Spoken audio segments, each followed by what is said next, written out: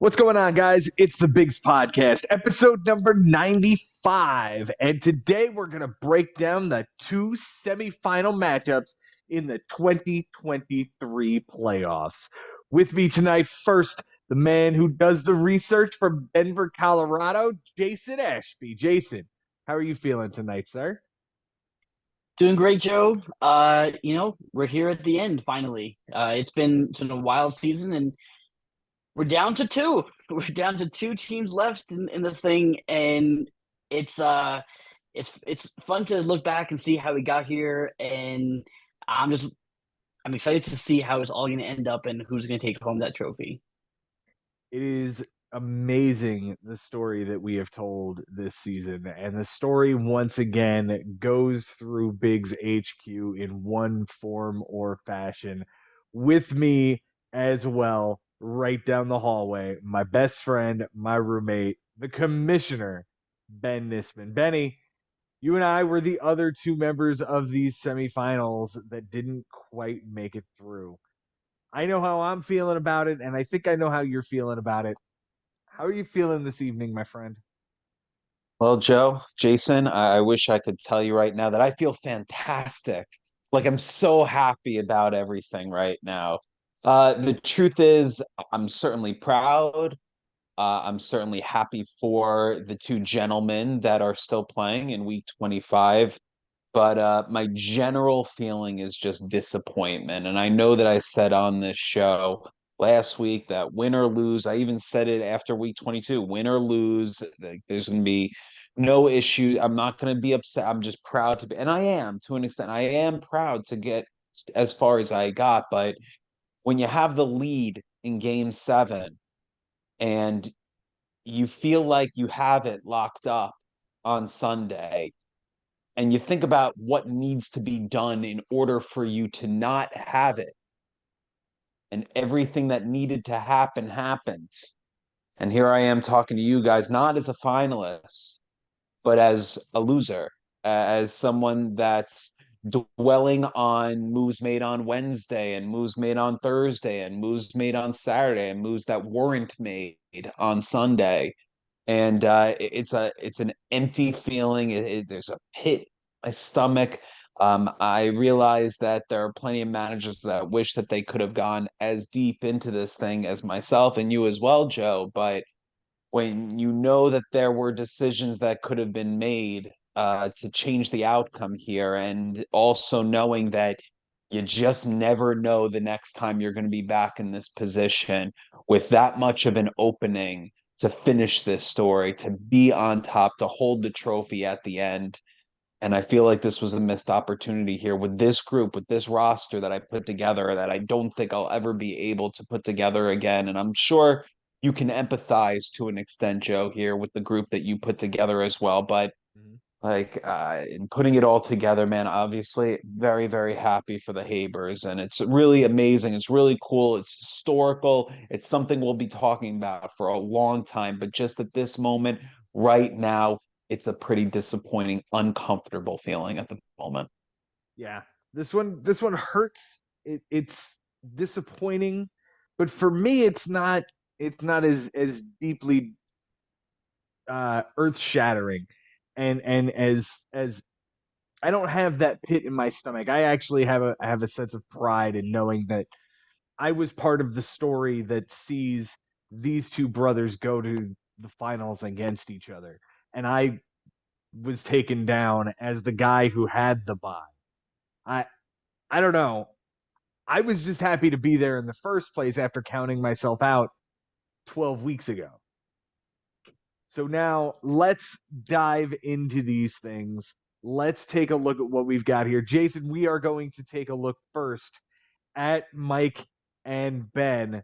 So let me share this screen and take it away, my friend. Yeah, and it's all happenstance, but I find these things, just curious that both matchups end up in an 11-9 finish, which I thought is just poetic. Both Habers win 11-9. It's I think it's cool. Um, on Sunday, which Ben alluded to, Mike flipped average and he untied saves And that's what changed on Sunday in terms of the categories. For the close categories, Mike wins by 4 walks, 1 error, 3 ticks on the average, 2 saves, and 2 walks. Ben, you won by 2 wins, 2 homers allowed, and three relief appearances, and you guys tied in losses. For Mike Haber on his bench, he goes 1 for 6. 167. Yep, with just a walk and a strikeout. He also benched Michael Waka on Sunday, who gave him it was a great start, but didn't matter. He also benched a bad start from Ryu on Saturday. Didn't matter. It was just an overall great benching. He had nothing all week. It was Sunday was the only time that he had any bench stats, and that was the 1 for 4 with a walk and a strikeout.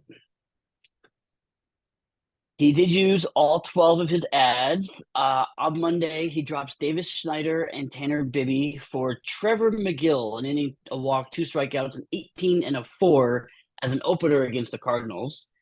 Drops Matt Wallner for Bo Naylor, 1 for 2 with 2 runs, a homer, an RBI, 2 walks, and a strikeout.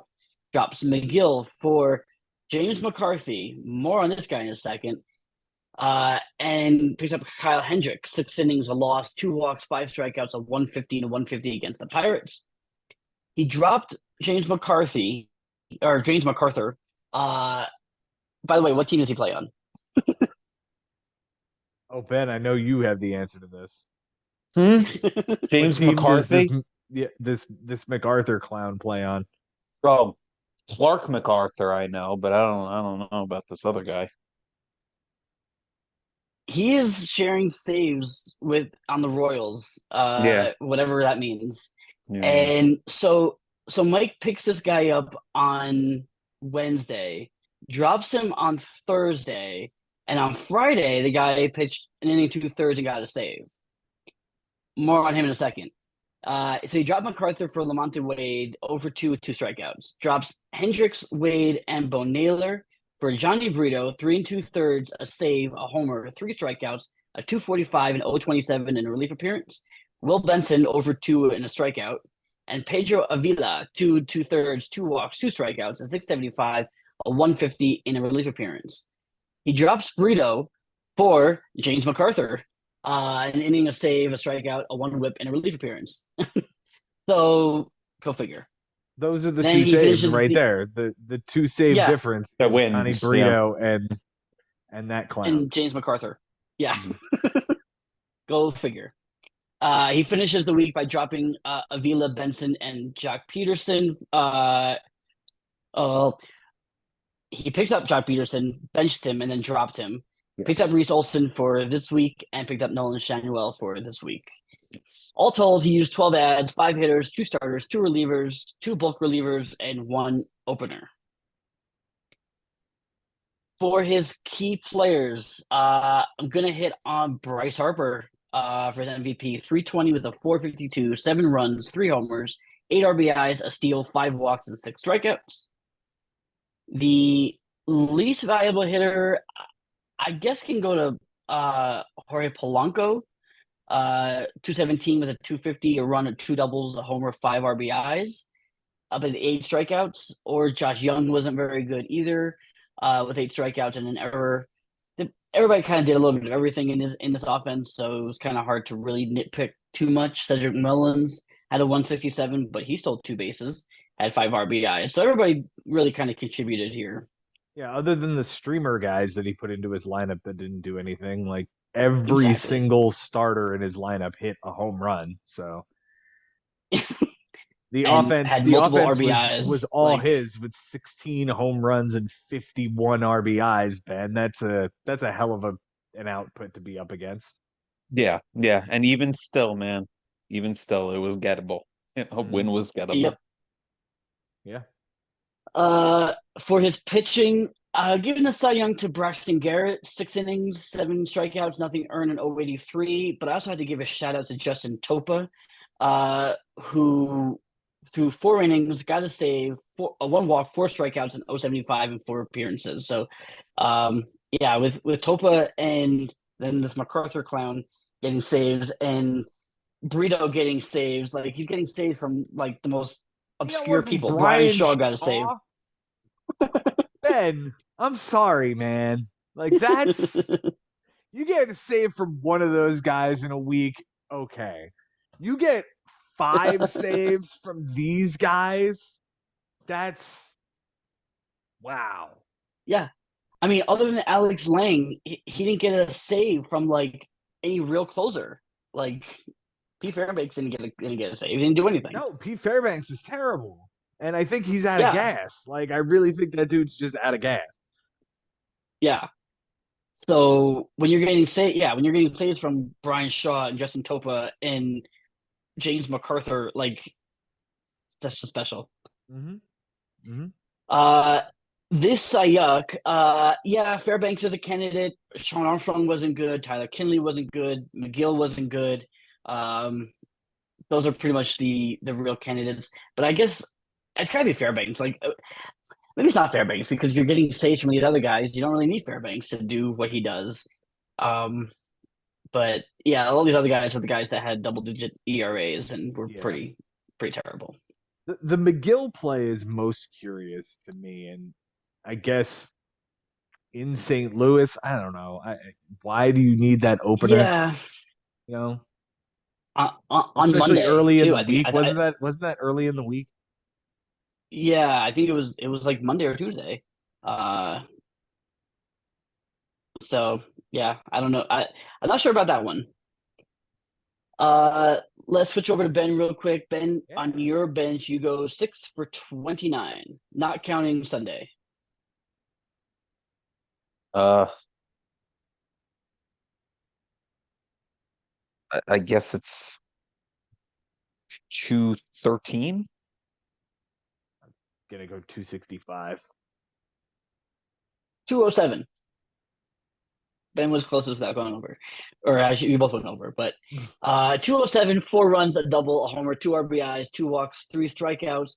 None of that played, but Sunday, I know you were benching everybody, or mostly everybody, Well, but you benched two errors, which was cool, but also two walks, um, and also an inning, a third, a loss, a strikeout, and three relief appearances. So, um, yeah. So some of it played, some of it didn't play. The average on base probably could have changed as well in that. I'm sure you'll get into that.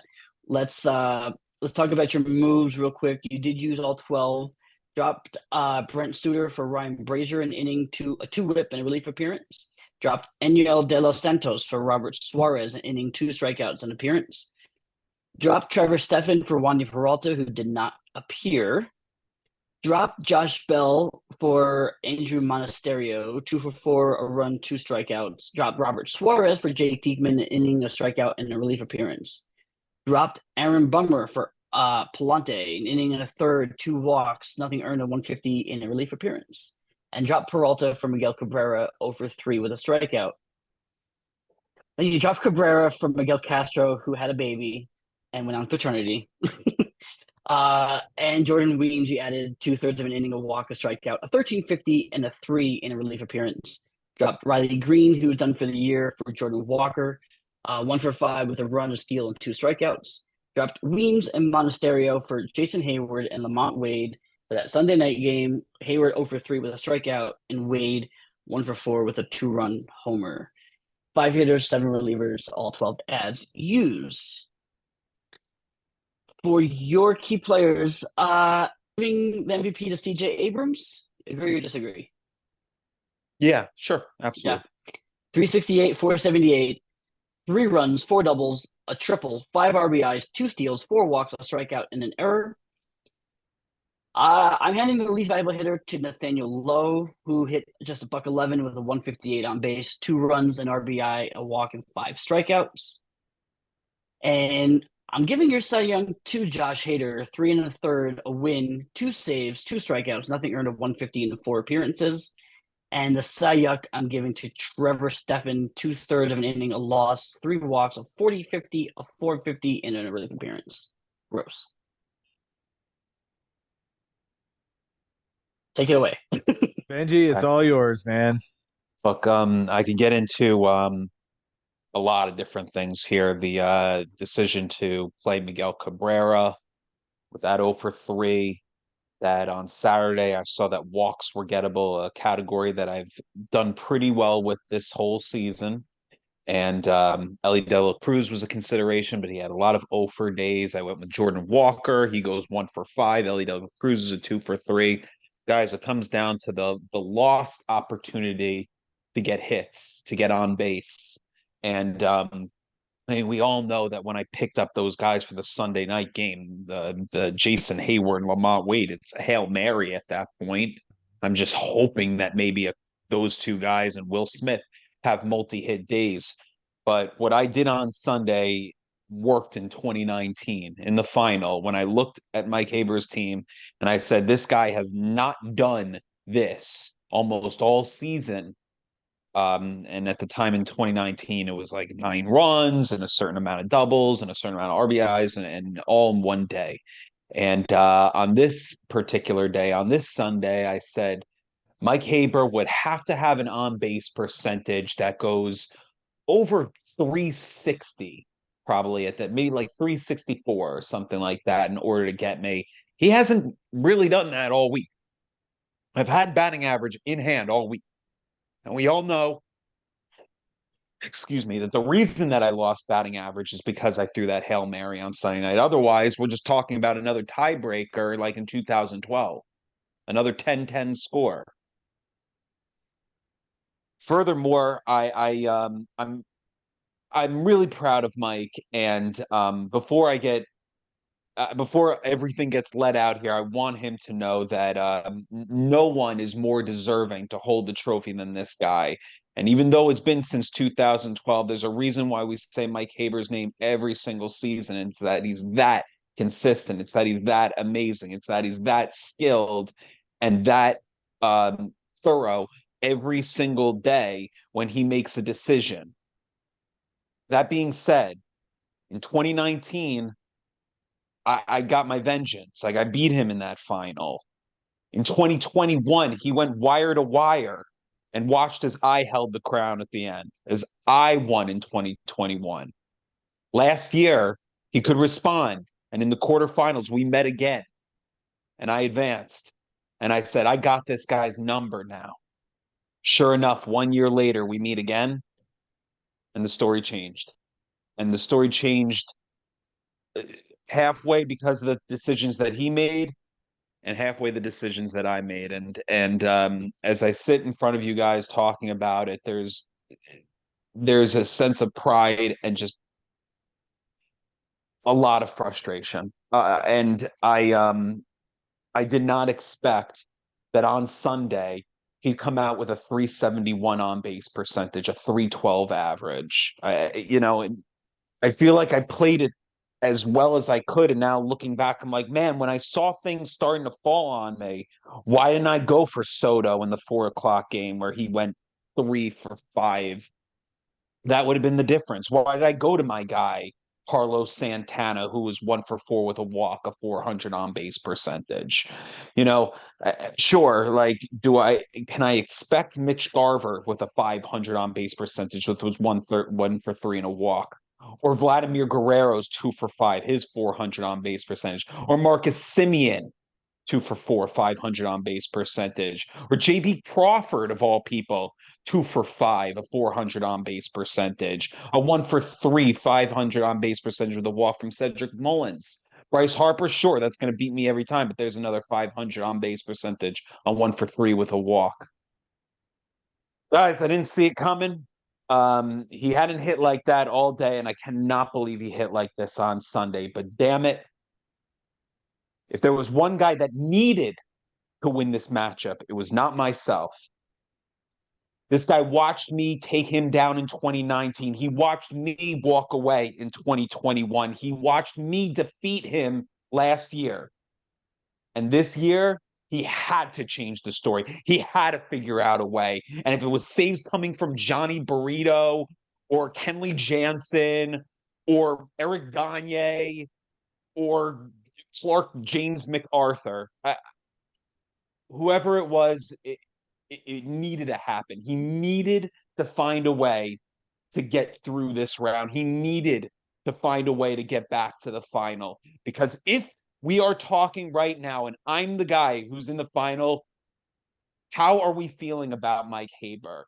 How are we looking at his legacy in the bigs? That his 2012 championship is coming through a tiebreaker, and since then it's been loss after loss after loss in the playoffs. And I'm the guy in recent memory that's either beating him or winning a championship. He had to figure out a way to change the narrative.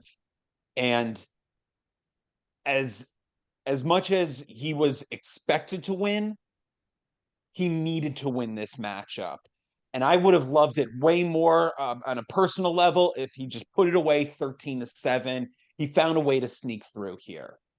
So good for him. It was a matchup he needed to win, and he's got to figure out a way to close here. He should be able to. He's highly favored against his older brother. He's beaten him numerous times. He's got to figure out a way through. He was able to manage through the semifinal, but he's got to finish the story now. And he's got a lot going on here with a wedding on the way. I realize there's a lot in front of him, but he's really, really made himself a solid statement here as far as being the champion in 2023. I'm happy for him.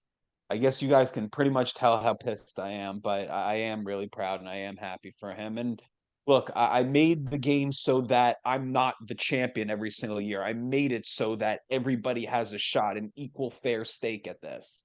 And he did it. He found a way. I agree with you that he needed to win this thing more than you did. And I can understand the frustration of having this thing in hand for most of the week, or it being that competitive all week that it comes down to these coin flips. Is there a move you want back? Yeah, it's probably Miguel Cabrera. It's probably Miguel Cabrera because that 0 for 3, and I'm thinking myself, wow, on base percentage is even more in hand, and I'm forcing the hand of Mike even more so if I don't make that move. And now I've said it several times on this show that sometimes it's not the move you make, it's the move that you don't make. Mm-hmm. And as much as I'm thinking about shit, I can't believe that on Sunday night last night when I was picking up Guardians against the Royals that ended up being terrible late in the innings, the Royals come back and they win the game and my guy gets a loss and that ends up being the difference. I needed those relief appearances at that time. I'm not thinking about the pitching. I'm thinking about the hits and how I could have figured out a way to swing on base percentage. Because the only reason average flipped is because I went for it in the night game. Otherwise, it's 10-10, like I said before.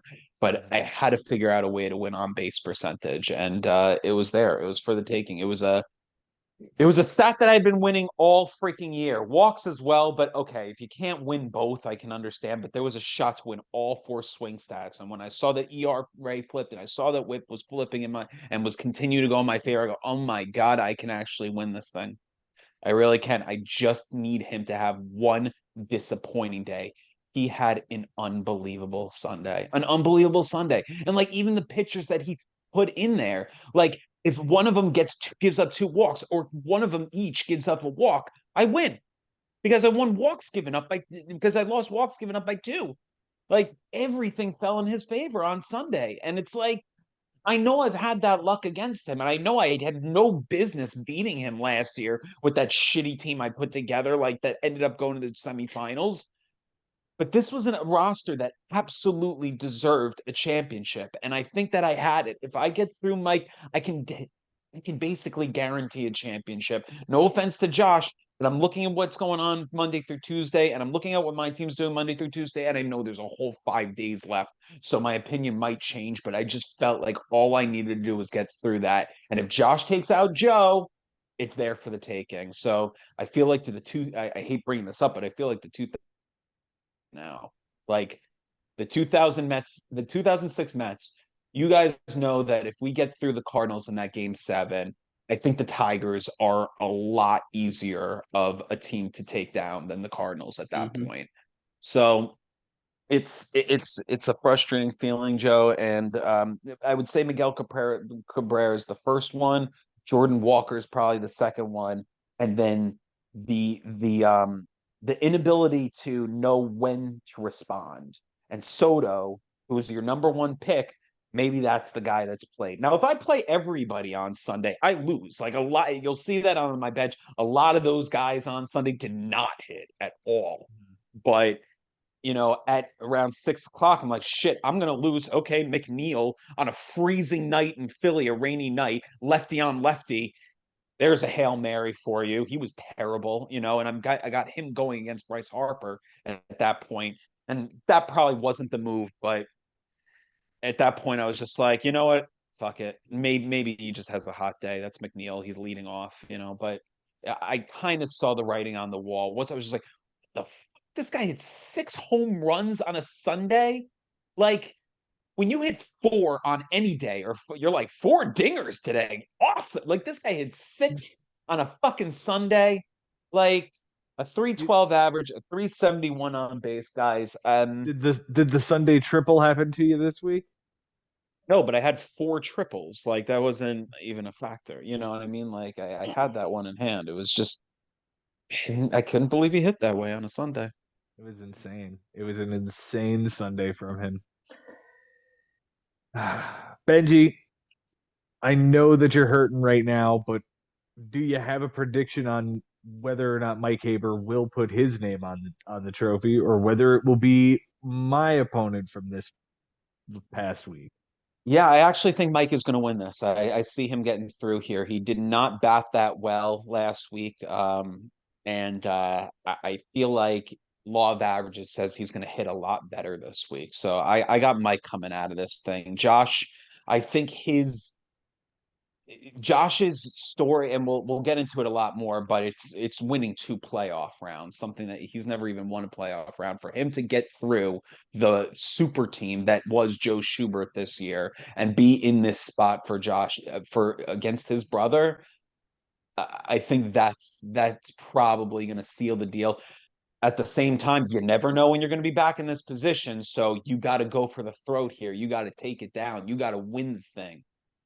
But if gun to my head, I would probably say that Mike Haber's team is more built to win over this last 7 days.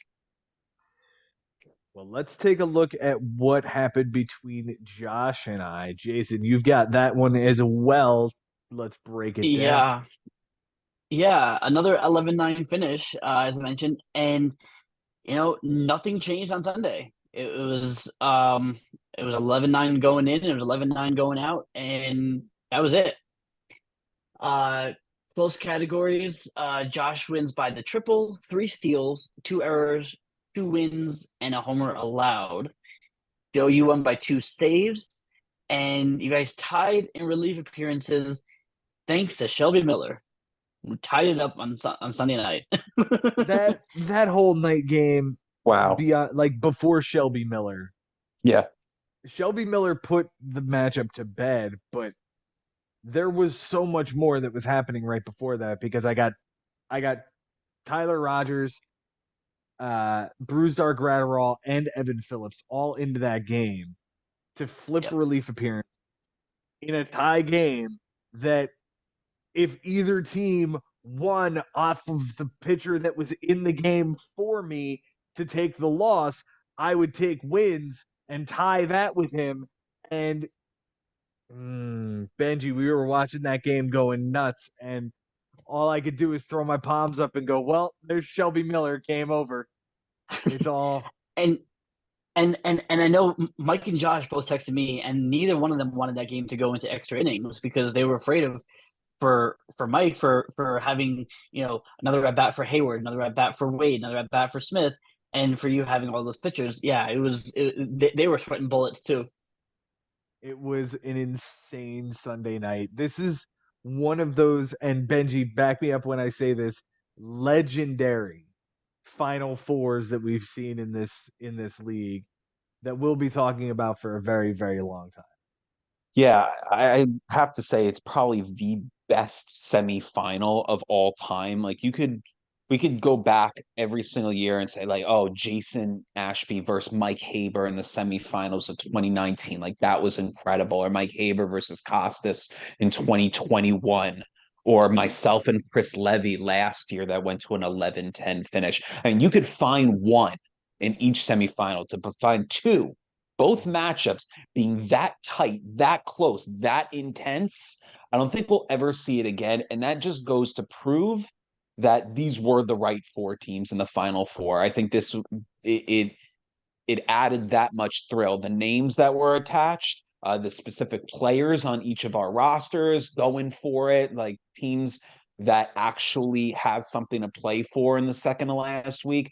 So you might never see anything like this again. This was an incredibly special and memorable historical semifinal.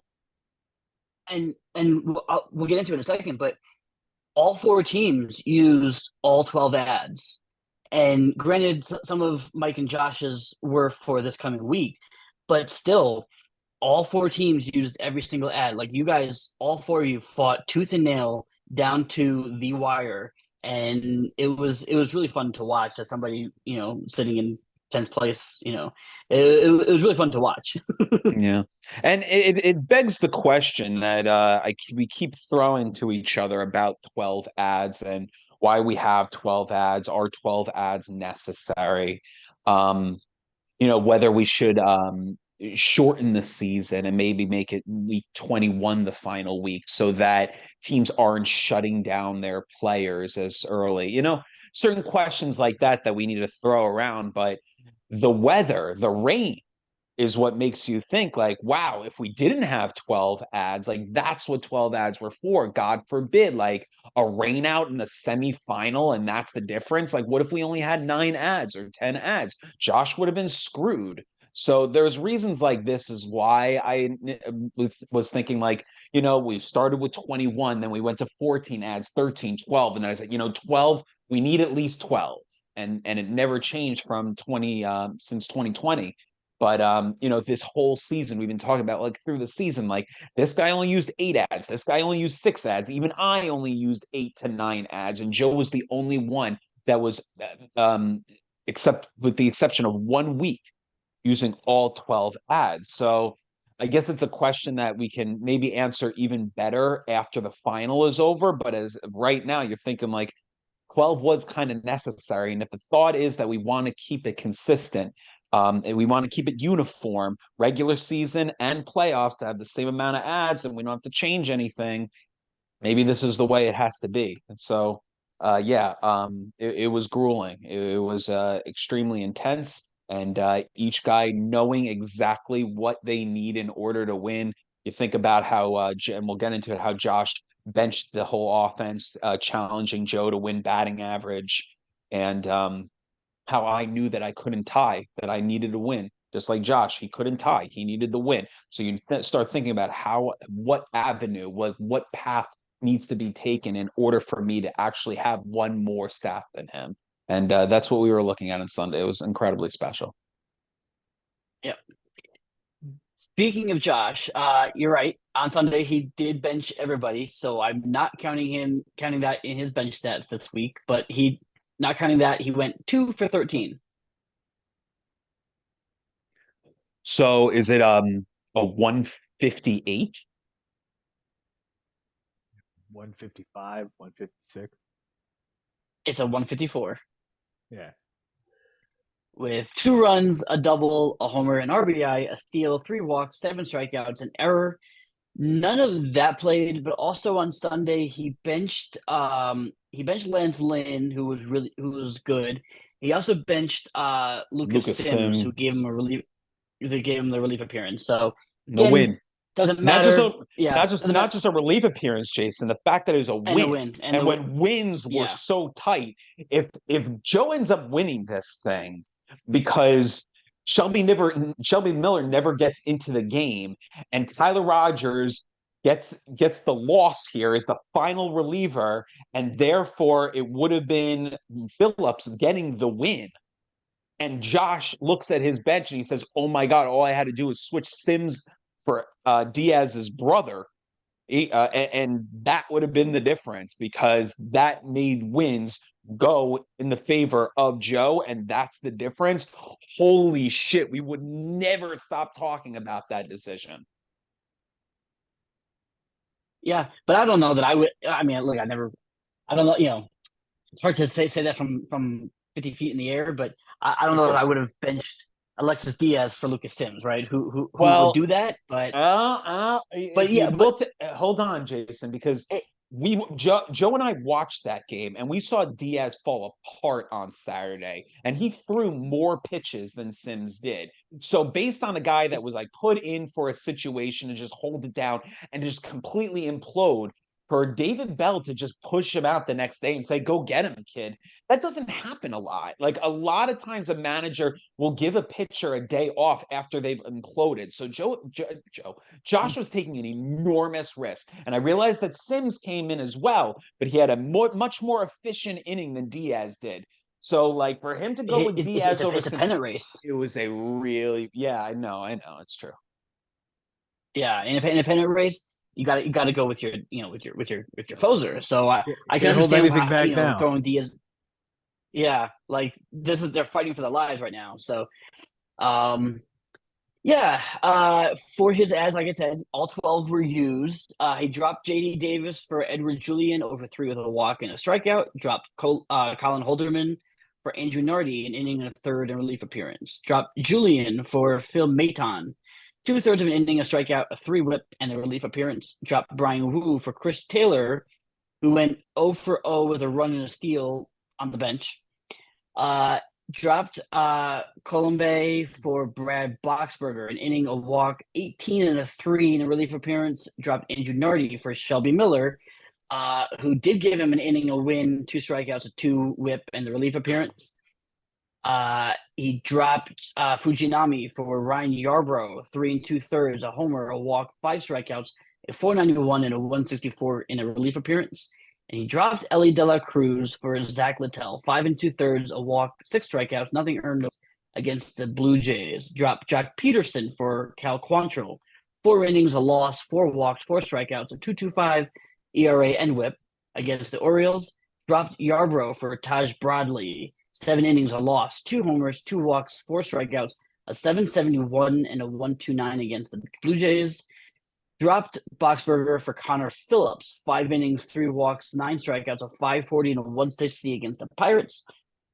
And then he finished the week by dropping Sandy Alcantara, who will not pitch again this season, and Cal Quantrill picked up Pierce Johnson for this week. 12 ads, two hitters, four starters, five relievers, and one bulk guy. For his key players this week, we're going to hit on Nick Castellanos as the MVP. 364 with a 375, five runs, a double, a triple, four homers, nine RBIs, a walk, and seven strikeouts. He tore up the Mets that weekend, too. Fuck Nick Castellanos. Yeah, I agree. Fuck him. So bad. Oh my, every time I turned around, that guy was hitting another home run. It was so annoying. Yeah. So And out of annoying. all Just things, like crushed me. him getting that big triple on Saturday, Yeah. I mean, Yeah. that changed the complexion of the matchup because Mhm. like everything is basically in play, and we know about batting average and on bases, and of course we know wins is tight and relief appearance is tight, but triples, like that's something you kind of plan to say static. And all of a sudden on Saturday, Josh takes that one. It's like, okay, now Joe needs something huge to happen on Mhm. Sunday or by the end of Saturday, or he could be in trouble. Yeah, and the funny thing is, Josh had two triples this week, and the first one was on Monday. So like the first triple happened on Monday, and he was feeling okay, cool. I got my Monday triple, like I'm good. And then Joe ties it up until Until Nick this Castellanos came, says no. and as soon as it came, I texted Josh and I said, "That might be the magical thing you needed in order to make this happen." Because we were talking all week about something magical is going to happen at the end of the week, and one of us is going to make it through. I'm thinking it's this Castellanos triple, but Yeah. His least valuable hitter is going to be Yordan Alvarez, who just hit buck 25 with a 263 on base, a run, two doubles, an RBI, two walks, and three strikeouts. The Cy Young, I guess I'm giving to Edward Cabrera, 10 and a third over two starts, a win, 3 walks, 9 strikeouts, a 174 and a 116. Not a whole lot of strikeouts there in those 2 starts, but he was effective. And the Cy Young is going to be Alexis Diaz. 2 innings, 2 losses, 3 walks, 2 strikeouts, a 31.50 and a 5 over 3 relief appearances, including that just incredible game where they were up 9-0 and the Pirates came back and won 13-12. That was just like, to me, that a game like that tells me you're not a playoff team. But what do I know? Well said. Yeah, Diaz very well may be out of gas. I mean, he's had a hell of a season thus far. Yeah, he sure has. 70 appearances. Yeah, that's a lot of games. That's a lot of games to get into. Yeah. Yeah. Joe, for you on your bench, you went 5 for 37. Wow. All right. It's a 138. Yeah, I was gonna say something like that. I'll go with 132. It's a 135. Split the difference. 3 runs, a double, 4 walks, 13 strikeouts. None of that plays. Neither does the benching of Chris Bassett on Friday, where he was really good against the Rays, but it didn't really matter at the end of the day. All 12 ads were used. Dropped Edwin Diaz, rest in peace. And Zach Littell for Pierce Johnson, an inning and a relief appearance. Dropped Sam Hentges and Cal Quantrill for Ian Hamilton, an inning, 2 walks, a strikeout, a 27 and a 6 in a relief appearance. And Emmett Sheehan, who you dropped before his start later in the week. Dropped John Schreiber for Gregory Santos, who was then placed on the injured list. Ouch. Dropped Santos for Tyler Rogers, 2/3 of an inning, a walk, a strikeout, a 450 and 450 whip, and a relief appearance. Dropped Sheehan for Jose Cisnero, an inning, a strikeout, and a relief appearance. And dropped Jordan Walker for Drew Smiley, an inning, a walk, 2 strikeouts, and a relief appearance. Dropped Smiley for Carmen, however the hell you say his last name, an inning, a walk, a strikeout, a 1 whip, a relief appearance. That was on Friday, and on Saturday he gave you a save. So He did. Yeah. So you scrabbled your way to a save. Dropped Pierce Johnson, dropped Cisnero for Kendall Graveman, an inning, a walk, a strikeout, a 1 whip, and a relief appearance.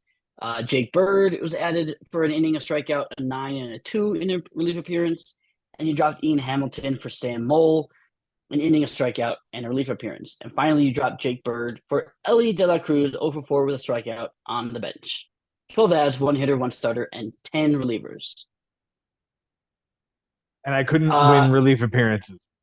I had 10 relievers this week and couldn't win relief appearances. Explain to me how that happens. I got it. I got the answer, but go ahead. Gregory Santos? Well, Gregory Santos, that's just disappointing. Like, I was on a plane when that game started.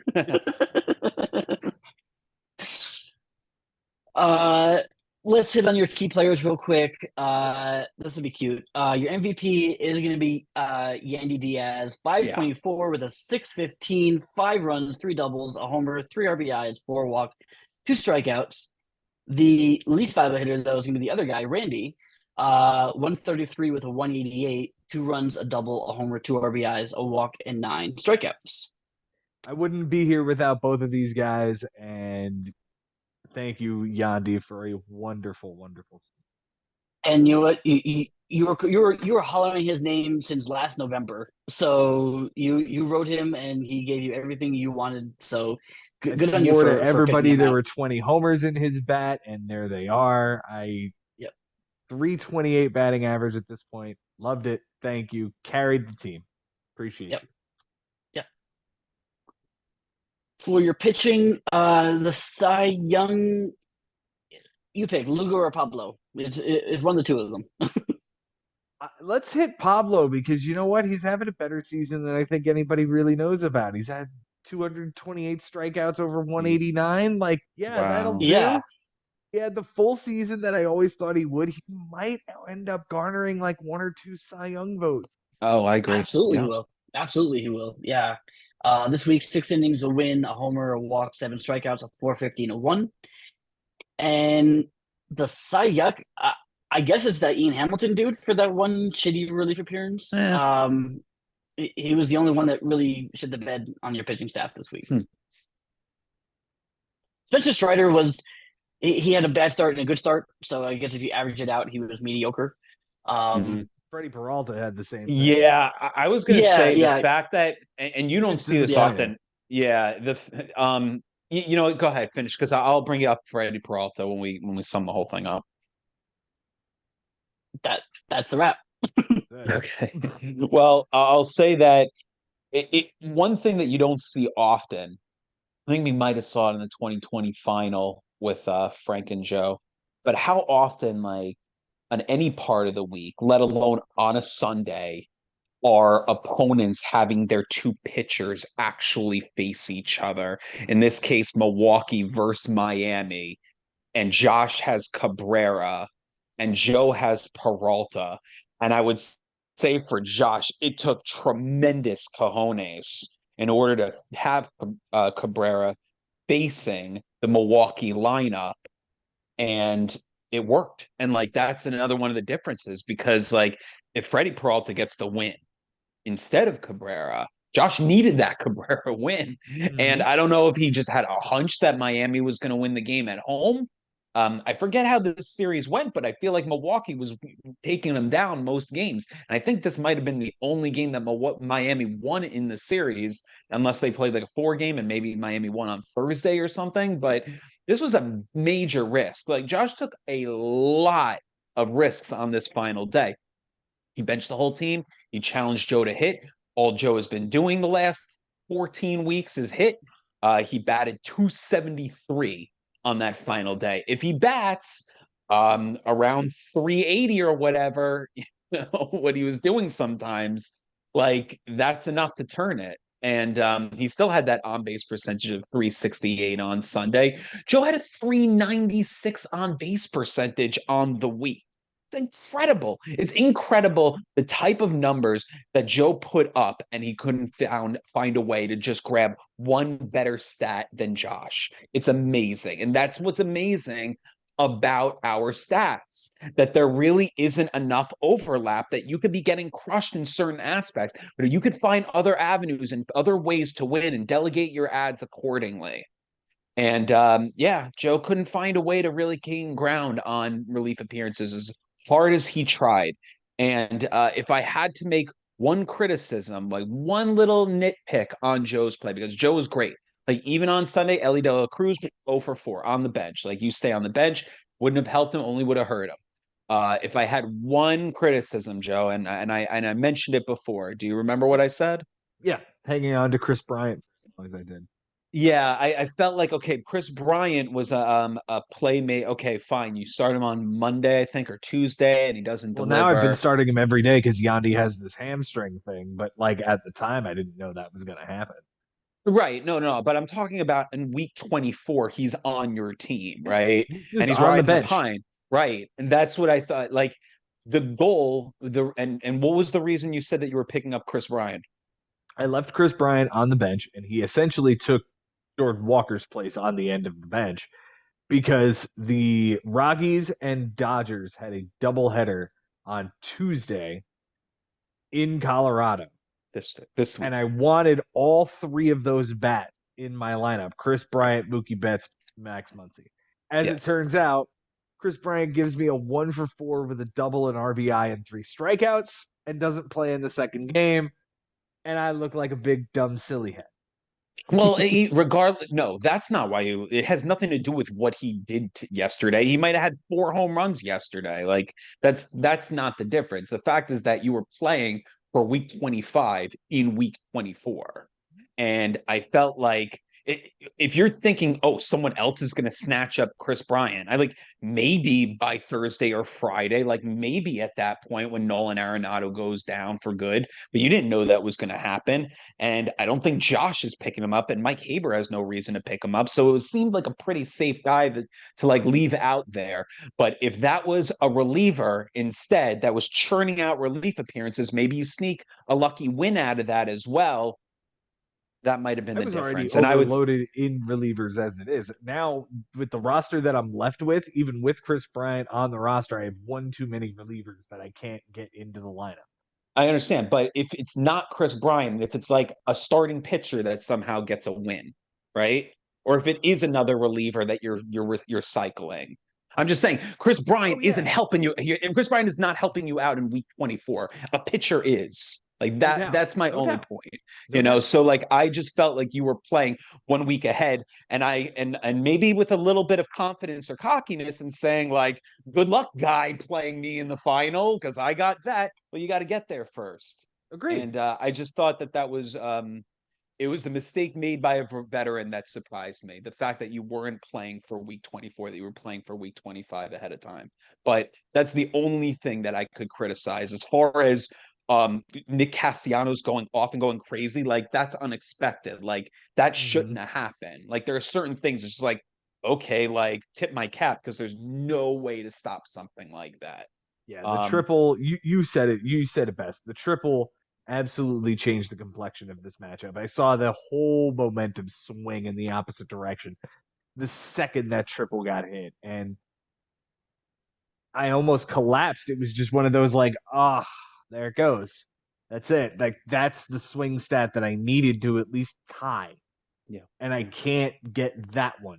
I can't get errors now because uh who the hell gave me the big error? It was, hang on, I It got was it. Muncie. I Was it remember Muncie or seeing Henderson? Yeah, Oh. no, I yeah. saw Muncie give it to me like midweek, and as soon as I had two, I knew I wasn't gonna win that thing. Altuve gives me the third on a throwing error that really should have been a Jose Abreu error, but I digress. Yeah. And by the way, So like I just I do just want to give a shout out to Josh. He did pick up essentially six relievers, during the week. So he kind of helped mitigate all those relievers that you were picking up as well to kind of keep that category close. And then he just did what he had to do, and it worked. yeah, and it's weird because like a lot of the times where you're thinking, I'm not winning ERA, I'm probably not winning WHIP, I'm probably not winning losses. Fuck it. Innings pitch, strikeouts, gotta win those, hope for wins, and hope for relief appearances. And he was able to pull them off. Like that's what kind of gets overlooked here. The fact that he was able to get those stats, that when you do the boat race, when you say I'm getting strikeouts and innings, and I'm going to surrender walks in the process, I'm going to surrender home runs given up in the process, and that's the other one. It was the home runs given up. That on Sunday, and guys, you got to really, really look at the matchup. Everyone really have to look at Joe's lineup on Sunday, specifically in the pitching staff, and Josh's in the pitching staff, because Josh took some major risks with those pitchers. And the guy on Tampa Bay that got ripped apart by Toronto, his name is escaping me. Taj Was Bradley. it That's Taj bad. Yeah. Bradley? He's given up home runs, and you got Peralta, who's given up home runs, thankfully, in his side, and now it's Spencer Strider for the win. And all that needs to not happen is for Spencer Strider, for Joe, to not give up a home run or not get a win. Both happen. The win in Joe's favor and the home run given up in Josh's favor that left that Sunday night game up for grabs for the two of them. You got everything going, like with Tyler Rogers in the game. He's ready to get the loss. All the Dodgers have to do is get one run in the bottom of the ninth, and Joe wins this thing. And it was that close. It was a line drive foul ball from Will Smith that could have almost hit the freaking foul pole. Like it was that close. Like this one, with all we talked about the triples and the relief affairs, it really was one bottom of the inning in the final game for the Dodgers that Joe could be talking to us right now as a finalist. And Watch I that foul mentioned that he ball. It benched. hurt. Yeah. Well, and I mentioned he benched Lance Lynn, who did give up a home run in that Right. Sunday night game. That's right. That's right. That that would have But changed everything. now, right. But at that time, actually, see, that one was an easy one because there's you have nothing to gain from that. He's got the wins. Joe would need to get Spencer Strider win and a win from one of his relievers in the final game. Like, and yes, it almost True. happened, but you say like for Joe to pull off the Spencer Strider win, okay, fine, you can understand that they're going against the Nationals, but also that his reliever is going to get that win like late in the game, like that there's not a blowout in either the direction of the Dodgers or the Giants that it's going to have to come down to. Why the hell would he start Lance Lynn? He's got relief appearances to fight, and that's why Shelby Miller went in instead. And yeah, Shelby Miller it just was happens to be the guy who falls into the win in that game. yeah, Yep. that's the circumstance though. He didn't Of even need course. that. He just needed you to not the win and not let Shelby Miller get into the game. If they get that run, he never gets into that game. That game is not extended into the 10th, and Joe wins. So this was about and as exciting as my matchup was, I would say that this matchup was more exciting. And when it comes to upsets, when it comes to things that happened like the 69 Mets taking out the Orioles and so many other upsets that we've seen over the years in baseball or in any sports. I didn't think that the Raptors were going to beat the Golden State Warriors a couple of years ago. Like there's been so many incredible upsets through the history of sports. I put this matchup on that level. I don't think anyone saw Josh coming out of this matchup. He couldn't tie. He had to find a way to get a win. He had Joe, who incredible playoff experience, who is arguably, if not definitively, the best day-to-day manager ever in the bigs. Like for Josh to get through this is the coolest thing that's ever happened in the bigs. That goes over Costas take in 2021, that goes from me being able to stop Joe in 2019 from going 3 in a row when I beat him in the semifinal, and then beating Mike Haber to get the vengeance from 2012. This right here is the number one greatest upset and coolest thing to ever happen in the bigs. I'm sorry, Joe. It's just an opinion from an outside perspective and a commissioner. This is as unbelievable and as incredible as it gets. I'm not offended. I'm actually proud of the fact that it happened, and I'm happy that Josh is able to put his name on something this legendary, this historic. I'm happy to say that I'm a 10-time in a row playoff contender and a 7-time in a row to the semifinals. Yeah. That's enough for me. And it was enough for me. And it was enough if it had ended and I didn't even sit here and tell you that I'm a semifinalist.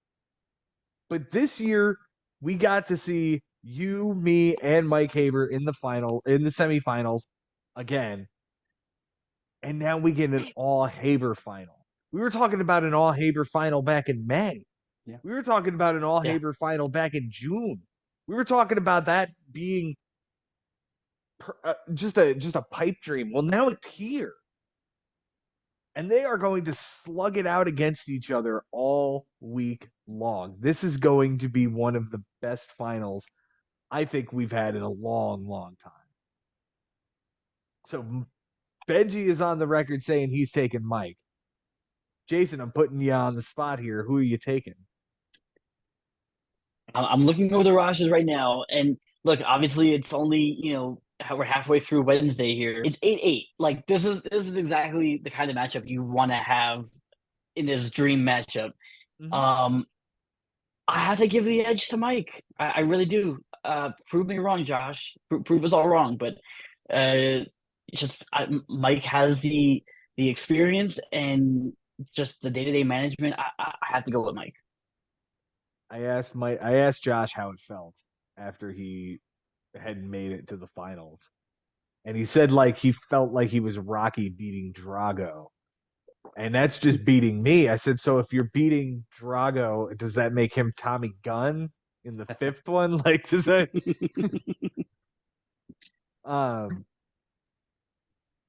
you know what? I'm just gonna have to root for Josh then. I really want to see Josh Oh, put his name on that thing because yeah, no, rooting interest. I wanted Josh to win from week 2. You know what I mean? Like I'm Mhm. always trying to pull for Josh, especially because you and I don't need Mike Haber getting another championship, getting himself any closer to us. Me with 3, you with 4. Mike already has 1. We were kind of expecting that he would have had another one by now. It was just a matter of time. But the sooner he gets his second one, that Mhm. third one is just around the corner. And it seems like that trophy is coming to the wedding no matter what. Like Yeah, we're no bringing that doubt. thing along. I don't No know how doubt. Alyssa will feel about it, but it's probably arriving. That's gonna be the centerpiece on their table. Absolutely. And it'll be sitting right dead center back on that. When do we get to see it back, Benji? Well, I think, he was not happy about it when because I brought it in, what, like 5 weeks ago. And I was like, I'm not sure what we're going to do because it was to finish that block for 2022. Mhm. And he was like, well, what are you going to do for the next year? And I'm like, I'm not sure. And I was just like, I mean, if you're willing to hold on to it for another few weeks and then I can tell you who wins this year. And he's like, well, I don't really want this thing for 5 weeks. And unfortunately, I've left it there the entire time. And he's probably pretty pissed off about it. Hopefully, he doesn't charge me extra for storing it there.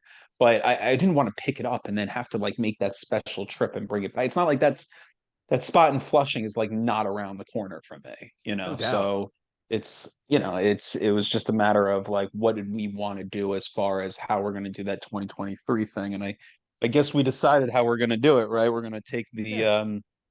we'll The take that same rock and block and just same double it and block. make turn Yeah. it into a Stanley Cup style with Yeah. the blocks on top of each other, Yeah. which is gonna be cool because as the league ages, you're gonna have this long block full of Mhm. that'll be Yeah, awesome. no, that's okay. It's this is going to be the first name on that block, and it gives us another 23 years, six names per side, four sides. So that's fun. Like the fact that cool, we get 23 more years. If we got one of those other types of platforms, it would have expired quicker. So Mhm. it's the more reasonably priced option, but it's also like it gives us something really excited to look forward to as the years go, like another plate on that trophy, another one of those 24 years. So that'll be really awesome. Now here's the ultimate question, the question that I have asked Josh himself is if he wins the championship, is he coming on this show? And I Mm. he has said that he will come on for one of the ranking shows if he wins the championship. So let's hope for the best. I asked him the same question, and I got an LOL maybe. So LOL, maybe. that I think that's as closest to a yes as I've gotten from him. Yeah, I can certainly understand if he doesn't win this final, him not feeling like coming on because like you get that far and then you miss out in the final. Like that's tough, you know. I Yeah. who knows if I lost to Josh in the final, if you would see me here for the week 25 review, but I could definitely expect him to make some sort of appearance if he's the champion, to come on the show as the champion. I would expect him to, but I guess we'll see. He's got to get there first. Yeah. We've got 4 more days going into this thing, and we shall see exactly who we're going to crown, which Haber brother we are going to crown as the 2023 Bigs champion. Gentlemen, thank you so much for being here with me. Jason, thank you so much, my friend. Thank you for doing the Yeah, research as always. and also, but for what it's worth, I'm gunning for the consolation trophy, Yeah, which in three-peat. my head, it's I mean it's big, it is silver, and it's got my name on it, and I look for what it is. I came back on Frank last week, and Oh, I beat him, so here I am in the finals for that. So I, I'm proud of that. No doubt. And Frank was playing hard for that. I'm happy to see you get past Frank there. That's pretty awesome for you. Benji, thank you so much for being here with us, my friend. it's a pleasure, and thank you so much, guys, for giving me the opportunity to vent and the therapy session that I absolutely needed. I needed the rant, I needed a vent, and you guys gave me that open forum for it. And I I felt like I staggered through it, but it's not much different than the actual matchup. Something that I just stumbled all the way through, and did not find a way to get on top, but I can't say how proud I am of Mike Haber, how proud I am of Josh Haber, how proud I am of the Haber brothers. They truly, truly deserve this moment. It's a special year. It's something that we'll never, never forget. So I thank you guys. I thank them. I thank the league for this opportunity, for giving us memory after memory every single season. Couldn't have said it better, guys. And until next time, it's been real, it's been fun, and it's always real fun in the bigs. We'll see you next time when we crown a champion